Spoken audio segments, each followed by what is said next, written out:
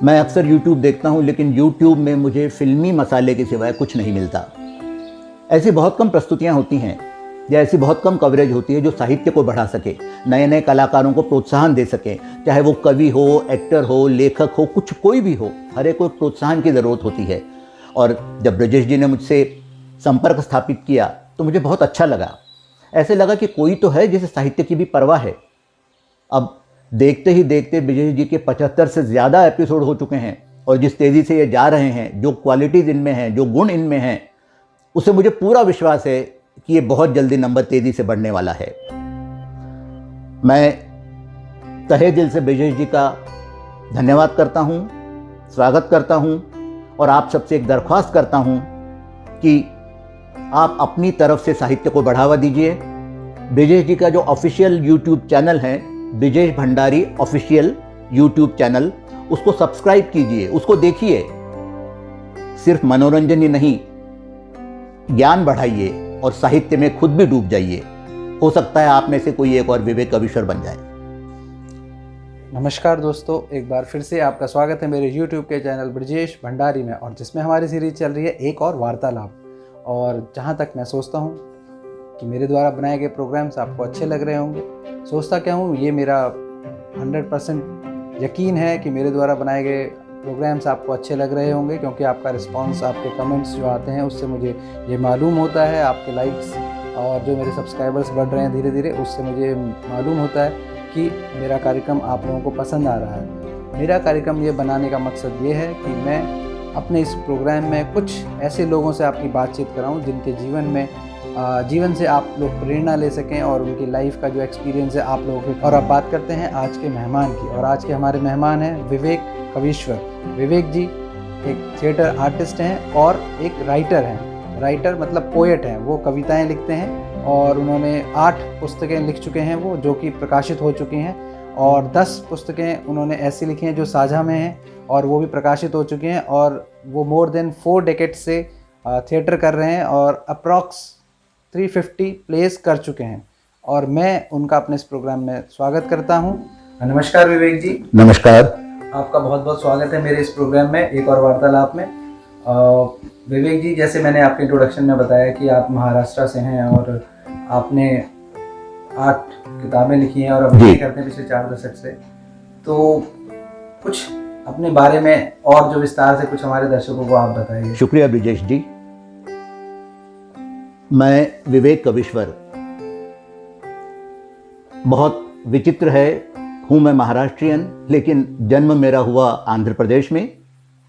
और उसके बाद जब मैं करीबन 8 या 9 साल का था, हम लोग दिल्ली आ गए। तमाम पढ़ाई लिखाई बिल्कुल प्राइमरी से लेकर मैनेजमेंट तक मैंने दिल्ली में की।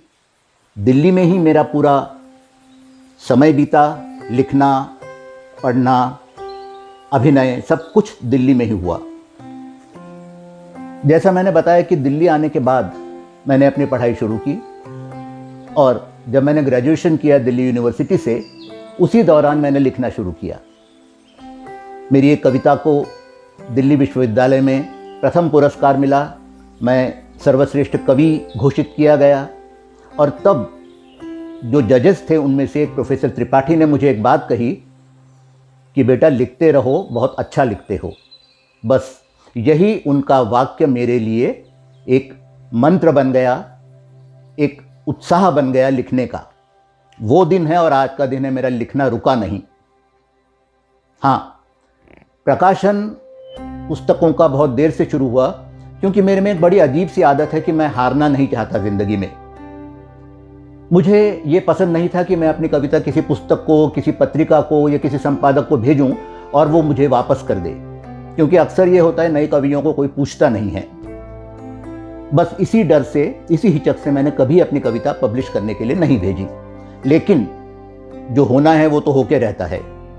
एक कवि गोष्ठी में, काव्य गोष्ठी में मुझे एक संपादक ने सुना, लखनऊ से आए थे वो, और उन्होंने मुझसे बाद में मिलने की दरख्वास्त की। हमारी मुलाकात हुई, तब उन्होंने मुझसे अपने आप कहा कि हम आपकी कविताएं छापना चाहेंगे। और इस तरह से मेरी पहली पुस्तक प्रणय से परिणय तक प्रकाशित हुई। ये शुरुआत थी। उसके बाद 1-2 संपादक और मिले, उन्होंने मुझसे अपनी कविताएं मांगी, मैंने दी और 1, 2, 3 करते करते 7 पुस्तकें प्रकाशित हो गईं। फिर साझा पुस्तकों का क्रम शुरू हुआ। देखते ही देखते वो भी 10 पुस्तकें प्रकाशित हो गईं। फिर मुझसे निवेदन किया गया कि मैं एक पुस्तक का संपादन करूं। मैंने वो भी किया। साथ बसात अभिनय चल रहा था। इसी दौरान मैंने एक नाटक भी लिखा, कुछ कथाएं लिखी, उपन्यास लिखा, लेकिन दिल मेरा अगर रमता है तो सिर्फ कविता में, और इसीलिए मैं अपने आप को बेसिकली एक कवि मानता हूँ।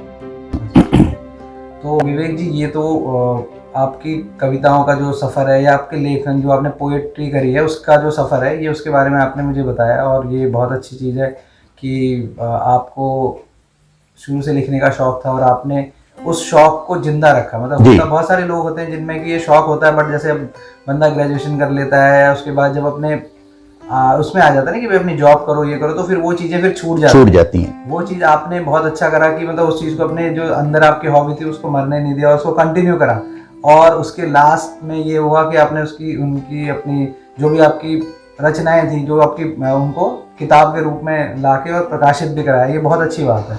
तो यहाँ पर जब कविताओं की बात चल रही है और हम कवि के साथ बैठे हुए हैं, तो कविता ना हो ऐसा तो मुमकिन नहीं है।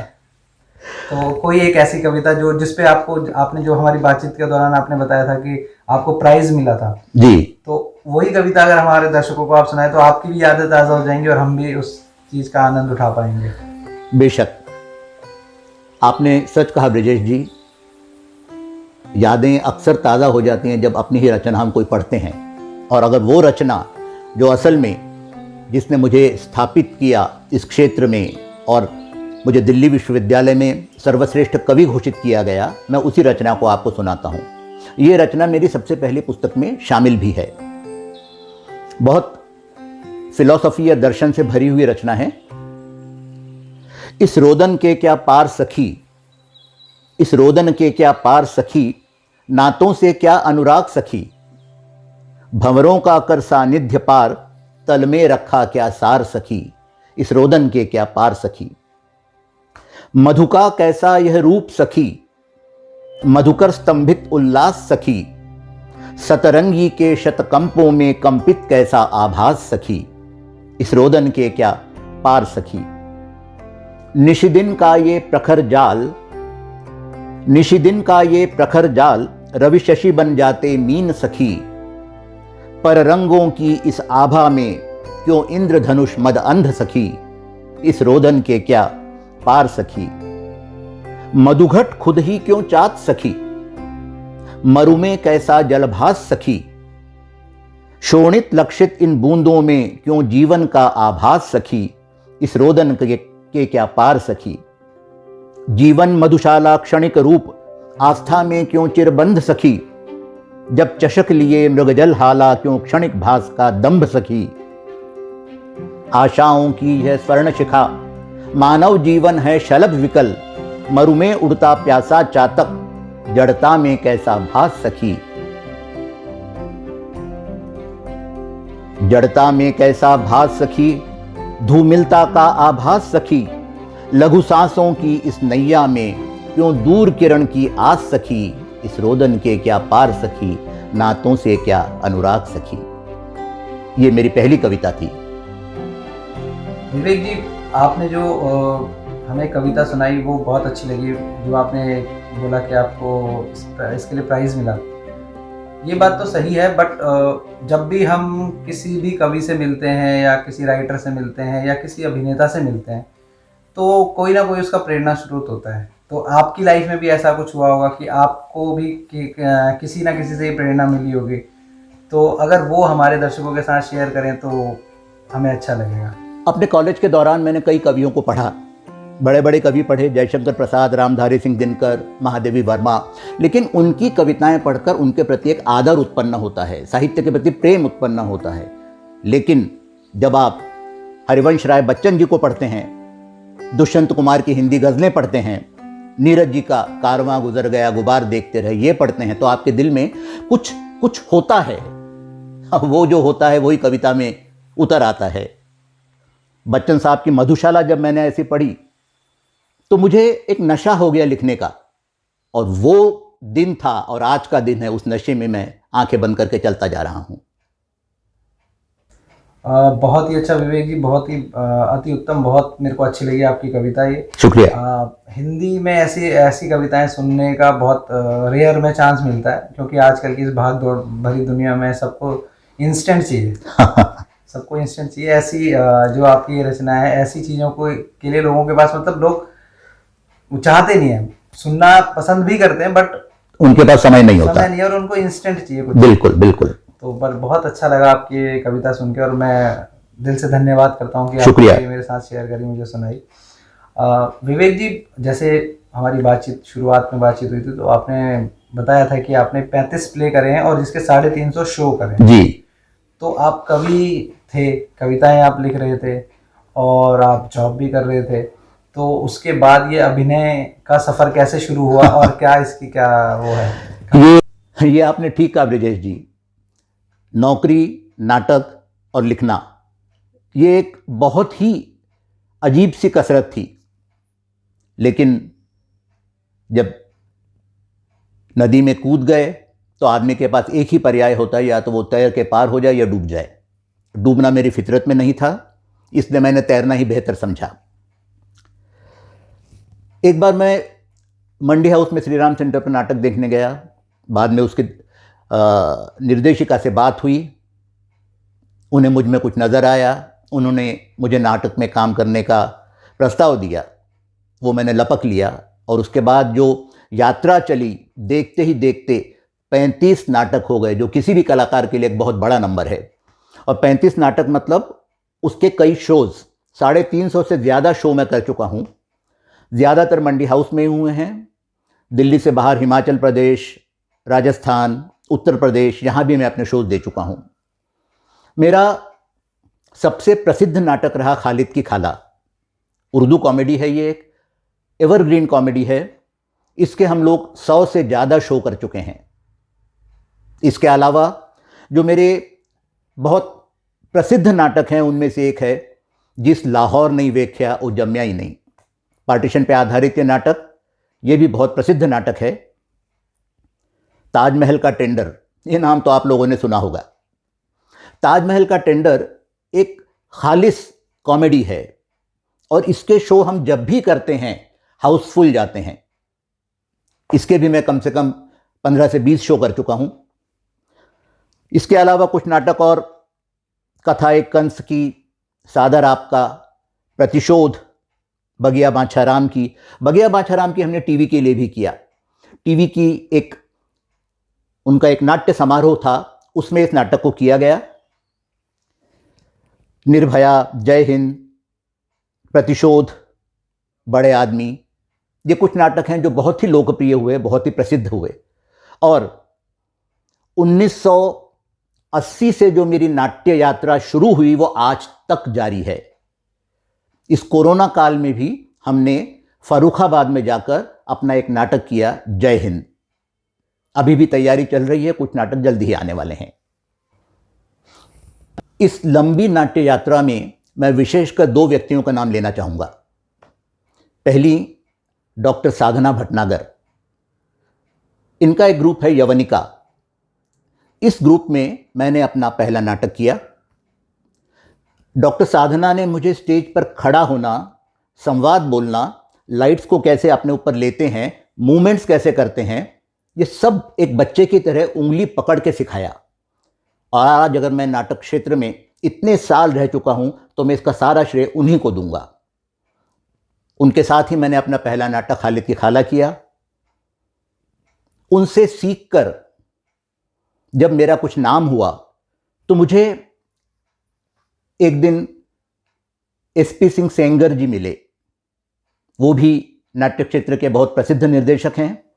उन्होंने मुझसे अपने नाटक ताजमहल के टेंडर के लिए बात की। मुझे अच्छा लगा, मैंने उनके साथ काम करना शुरू किया और पिछले करीबन 8 साल से मैं उनके साथ हूँ।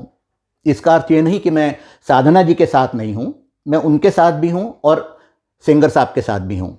उनका ग्रुप श्री उमापति ग्रुप एक दिल्ली का प्रसिद्ध ग्रुप है। अगर मैं एक वाक्य में कहूँ तो डॉक्टर साधना भटनागर ने मुझे स्टेज पर चलना सिखाया और श्री सेंगर ने, एसपी सिंह सेंगर जी ने मुझे उड़ना सिखाया। स्टेज पे काम कैसे करते हैं ये साधना जी ने सिखाया। स्टेज पे अपने काम को लोगों के पास तक कैसे पहुंचाते हैं, प्रसिद्धि कैसे लेते हैं, ये मुझे सेंगर साहब ने सिखाया। तो ये हैं विवेक कविश्वर जी, जिनसे हमने बातें करी बहुत सारी और हमें उनसे बातें करके बहुत अच्छा लगा। उन्होंने अपनी लाइफ के बहुत सारे एक्सपीरियंस हमारे साथ शेयर करे और कैसे वो अभिनय में आए, कैसे उन्होंने लिखना शुरू करा, वो सब उन्होंने हमें बताया। और मैं तहे दिल से उनको शुभकामनाएं दूंगा, बहुत बहुत धन्यवाद कहूँगा कि आपने मुझे इस लायक समझा कि अपना कीमती समय दिया और हम बातचीत कर रहे हैं। और मैं ये चाहूँगा कि इस कार्यक्रम और इस बातचीत का अंत भी हमारा एक कविता से हो। और मैं आपसे ये रिक्वेस्ट करूँगा कि वो जो जैसे आपने हमें एक कविता सुनाई जो सबसे पहली आपकी कविता थी, तो मैं ये चाहूँगा कि आप हमारे व्यूअर्स को वो कविता सुनाइए जो आपने हाल ही में लिखी हो। तो आपका ये पूरा जो एक चक्र है, पूरा आपका जो अभी तक का सफ़र का जो पूरा एक चक्र है वो पूरा हो जाए। शुरुआत का बिंदु है और आप घूम के फिर उसी बिंदु पर आ रहे हैं, तो वो कविता आप हमारे दर्शकों को सुनाएं तो हमें बहुत अच्छा लगेगा। जी ब्रजेश जी, बहुत अच्छा कहा आपने। वो मेरी पहली कविता थी और अब मैं आपको जो कविता सुनाने जा रहा हूँ वो बहुत हाल की कविता है। मतलब करीबन 2 कविताओं के बीच में 50 साल का वक्त गुजर चुका है। मैं श्रृंगार रस का कवि हूँ, प्रेम की कविताएं लिखता हूँ। एक वानगी पेश है आपके लिए। ये बता दे कि तुझे प्यार करूँ या न करूँ, ये बता दे कि तुझे प्यार करूँ या न करूँ, गो कि ये जज्बात मेरे बस में नहीं है बिल्कुल। खुद को समझा सकूं ये बात बहुत है मुश्किल, तू बता दे कि तुझे प्यार करूं या न करूं।